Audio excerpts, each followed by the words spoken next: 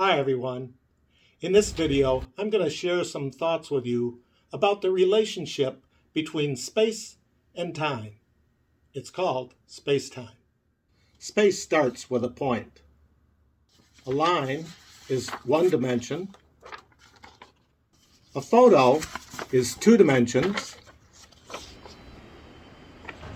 And cubes are 3 dimensions. In space, you can go up or down, left or right, at an angle, or even in a circle. But time only has one direction, from past to now and into the future. But you can't go into the future or back in time. Or can you? Physicists are exploring this idea. How about the movie starring Michael J. Fox in Back to the Future?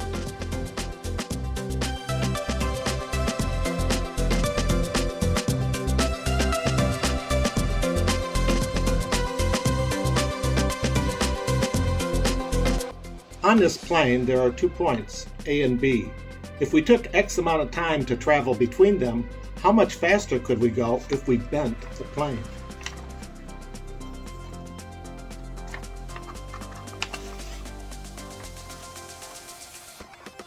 One of NASA's experiments in 2010 was sending one of 2 identical twin brothers into space and then comparing their biomarkers upon his return.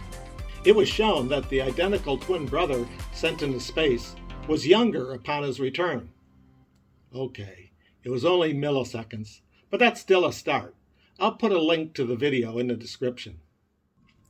Theoretically, we can go into the future. Well, only theoretically. If we use Einstein's theory of relativity, E equals mc squared, we'll see that the speed of an object and gravity play a role. Einstein concluded that the faster you move through space, the slower you move through time. Now that going into the future is covered, in my next video, I'll cover traveling to the past. See you in the future.